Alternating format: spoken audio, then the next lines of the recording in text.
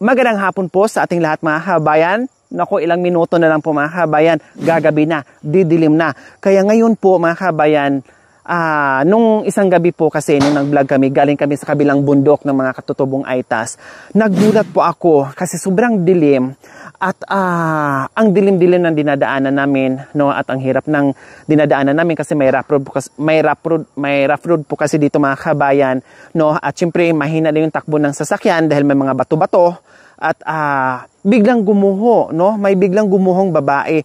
At sumunod yung mga iba pang mga kasamahan niya, no, pati mga bata, matatanda. At ito nga si ate na may karga-kargang bata, lumapit, humabol sa sasakyan natin. Siyempre, gabi, madilim, no? At anong oras na yon? Madilim. And then, bigla na lang susulpot sa gilid o hahabol sa sasakyan mo. Siyempre, medyo magkaroon ka ng kaba o takot. So ngayon, humabol, syempre kinakawayan tayo, huminto kami, pero nung paghinto namin mga kabayan, lumapit nga ito si ate at nag-abot ng saging. Nung nag-abot ng saging sa akin mga kabayan, para akong kumalma na, natanggal yung takot ko. Kasi akala ko ay ano yung sinisigaw nila, ano yung kinakaway nila, kasi nakasarado nga yung sasakyan at gabi at ayaw ko na sana magbukas at dire-diretso kami at dire-diretso na sana kami. Kaya lang sabi ko, teka, kasi hindi ko alam kung anong sasabihin nila kasi nga humahabol sa atin. So yun, nung pinagbuksan natin at ayun nga humihingi sa atin ng tulong. So sa hapong ito, no, napag-alaman namin, no, at tinanong-tanong namin kung saan siya nakatira kung sa yon. Kaya ngayon, ito pupunta tayo ngayon sa bahay nila. Ito po yung daan, pupunta po sa... So ayan, pasilip ko lang po mga kabayan kung saan ako ngayon nakatayan po. O si bundok na bundok yan mga kabayan. Tagasaan nyo. Ayan, inikot ko po mga kabayan. Ayan, o diba? Diyos ko, pag nandito kayo, halos hindi na kayo bababa. Dahil, so, malay natin, no, yung doon, yung pinakaitaas, baka mamaya ay may mga tao pa dyan. Baka marating din natin, hindi natin alam. No? Baka mapasyalan din natin. Okay, sige. Tara na, dahil gabi na. So, ayan, lalakad. Hello, ate. Pasensya na sa abala at disturbo. Kumusta kayo dyan? Ha? Nagsisiba kayo ng kahoy, tama?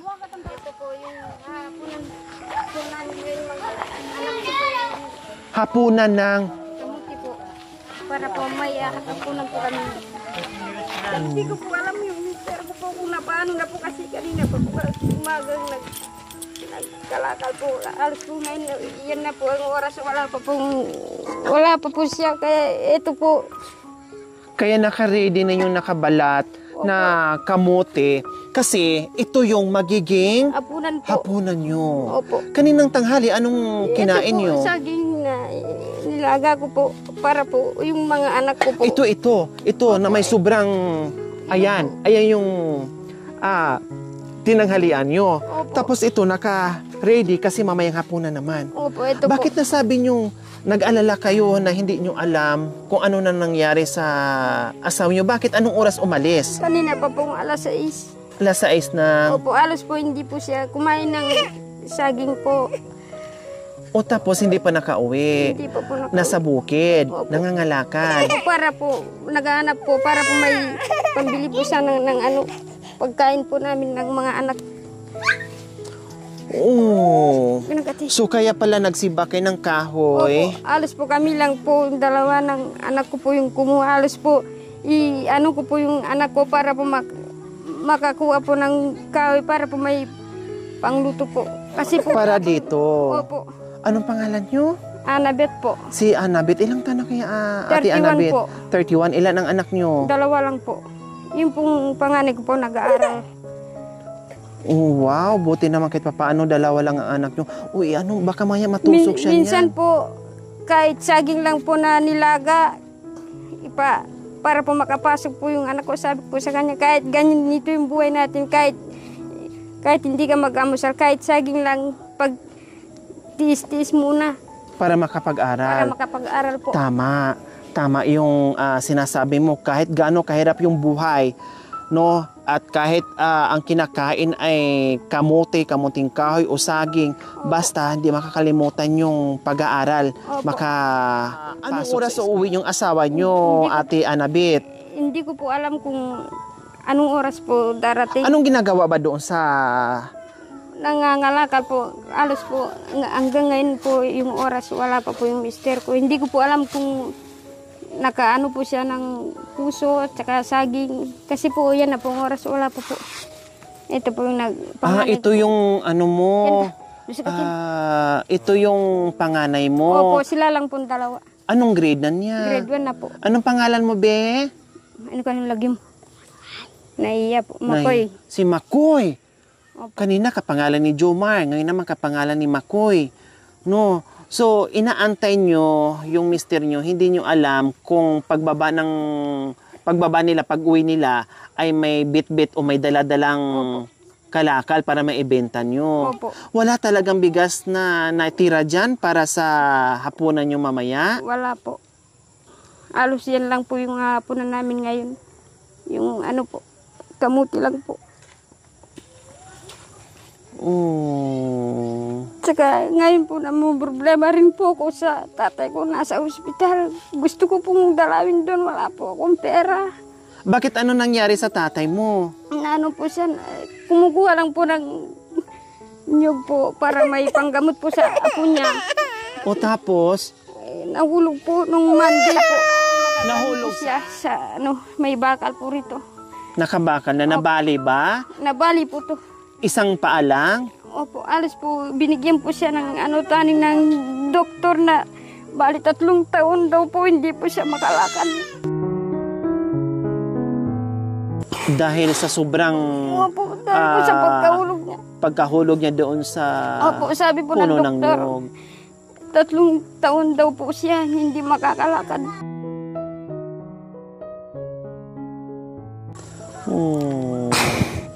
Kaya kung sino po yung taong gustong tumulong, ako po kahit sabihin na po nila na ako po ay namamalimos. Talagang gagawin ko po kahit sinong tao, gagawin ko po para po may tumulong sa tatay ko. Kahit kahit konti lang po, kahit pambili lang po ng diapers niya pag araw-araw.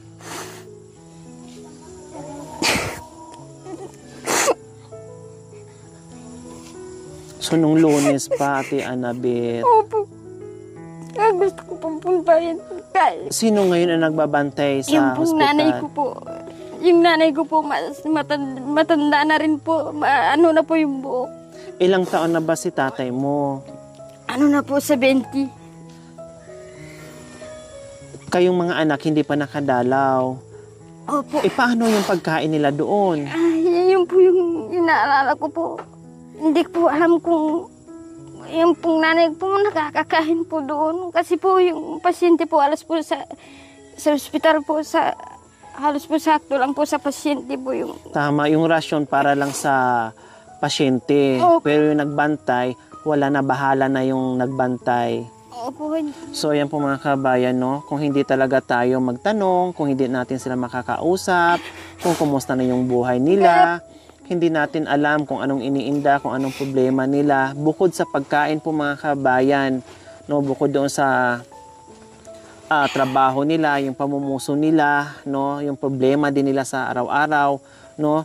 At nadagdagan pa itong problema sa father niya na hospital, no? At nahulog dahil nahulog sa puno ng niyog, no? Kumbaga minsan nakitaan natin sila parang masaya sila, no? Positibo sila sa buhay-buhay, pero deep inside po mga kabayan, ang bigat-bigat na pala ng kanilang dibdib, yung dala-dala nila sa araw-araw. So ayan po, unti-unti natin nalalaman ang istorya ng buhay nila dito sa kabundukan na mga kababayan nating Aitas, no? Iba-iba ang kwento, iba-iba ang problema, iba-iba ang pinagdaanan, no?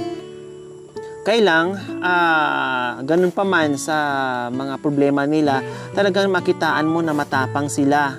No, matapang sila, gumagawa talaga sila ng paraan, no, na kahit papaano makakain sila, no, talagang nililinis nila ang kabundukan, kahit masukal, kahit mabato, kahit matirik, talagang inaakyat nila, lilinisan nila para makapagtanim sila ng mga kalakal at meron silang mapitas at meron silang maibenta.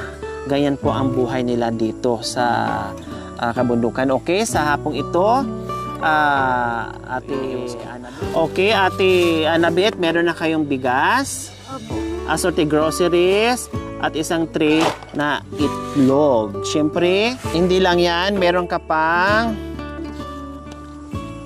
1,000. Ate Salamat po. Annabeth. So, ayan. Ito pong pera na ito, mapupunta po sa tatay ko para po may pangbili po ng diaper na po sa hospital. Kahit ito lang po yung para sa ganito pong pera, ibibigay ko po sa tatay. Ito, dahil sabi mo, bibili mo ng diaper si papa mo, ito para hindi mo magalaw yung 1,000 mo. Ito ay para kay tatay mo, ha? Marami pong para kay tatay pambili ng po, pangangailangan. Bigyan ko din po ng baon sila doon. Pagpunta mo bukas, magdala ka ng pagkain, maglaga ka ng maraming itlog, ibigay mo yung mga kung ano-ano dyan para meron ding makain si nanay mo doon, ha? Kasi po